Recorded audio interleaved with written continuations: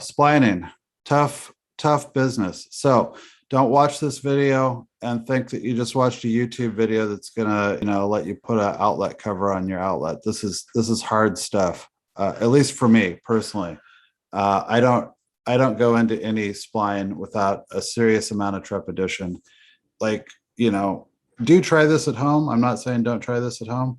What I'm saying is practice. I'm going to set up, we're going to go through setting up boards to where you can just break them and re-glue them, and you can just practice. And until you get something, on the practice board reliably, where you get like a nice tight fit, minimal glue line, just be very hesitant to try to take this into the real world on a customer's guitar. Okay. Everybody clear on that? Okay. So when to spline. This is an area of contention in the guitar repair community. Some people will do just about anything to avoid splining, and for reasons that I just went over, which is it's tough business. They can look terrible. On vintage guitars, it's unoriginal, all of the above. Like, they're not to go into lightly. So I'm not a big fan of bagging guitars. Some people will put the damp paper towels in the bottom of the garbage bag and then bag the guitar up and then swell stuff shut. And then, like, right before it closes, they'll, glue it up. In my experience, like, if those guitars are not babied, like really babied humidity wise, they open back up. There are a lot of reasons why guitars crack. Sometimes it's dryness, but in my experience, I mean, I've worked for a major guitar manufacturer. I've heard scuttlebutt about other guitar manufacturers and how they cure their wood out. A lot of times guitars are cracking because the wood is like rush cured. A lot of times guitars will crack. You think it's because they're dry or whatever, but if I want you to think about, like, if you're building a guitar and you can cram some sides into some wood and then put the top on it and get the top to hold those sides in place. You're cramming them in, you're getting them maybe, bent roughly, but a dreadnought doesn't require a lot of strength to get it into the mold with less bending action. And those guitars are basically like held together with the top, and those sides are pushing out. Like, it doesn't take much to imagine that those sides are pulling those tops apart. We see that a lot in that's kind of what happens in the violin world too. The violin world, a top cracks and they'll take the top plate right off. They don't care. They got no binding to worry about. They'll take that top plate right off, glue it back up, and then glue it back on, to the side, to the ribs, without all that tension on the top from the ribs anymore. We don't get to do that. So something has happened to where you've got that crack in there. And I mean, I've seen a lot of old guitars that didn't crack. And I'm just saying that, I don't have a lot of science for this stuff. But I know that,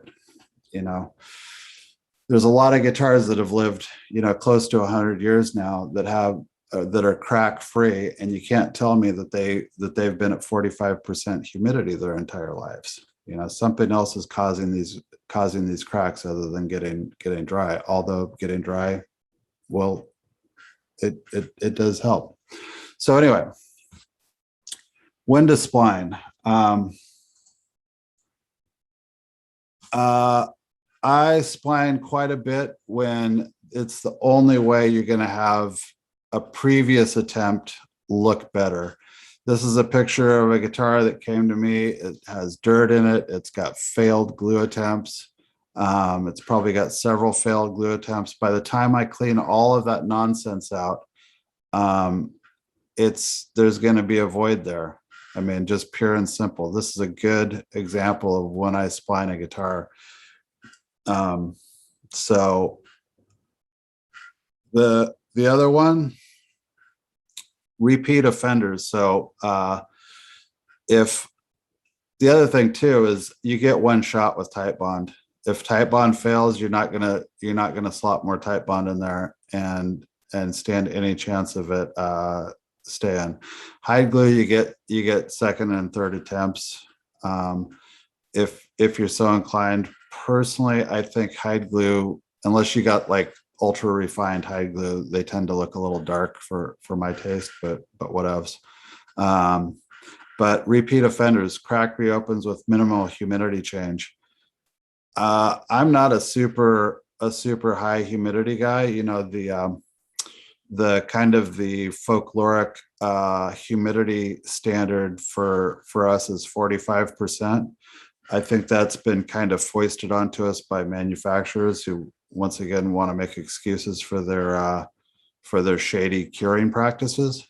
But I personally I don't like the sound of wet guitars, and 45% to me is a little is getting on the damp side. In my shop, I personally I don't get worried about guitars cracking until right around 30, below 30, and I'm starting to wonder, what's going on in my shop, why my humidifier isn't working or whatever. But down to 30, I'm fine. And if a guitar is going to crack at 30, I mean, it's going to see 30. Somebody's going to let it slip. Somebody's going to have, forget to check their little moisture pack in their guitar or something. They're going to see 30.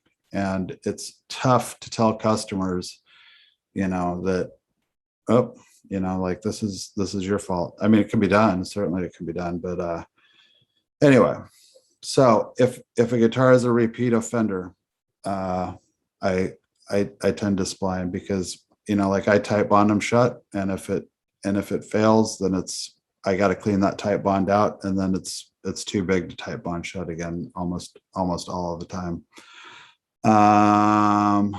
Dirt in the crack, once again,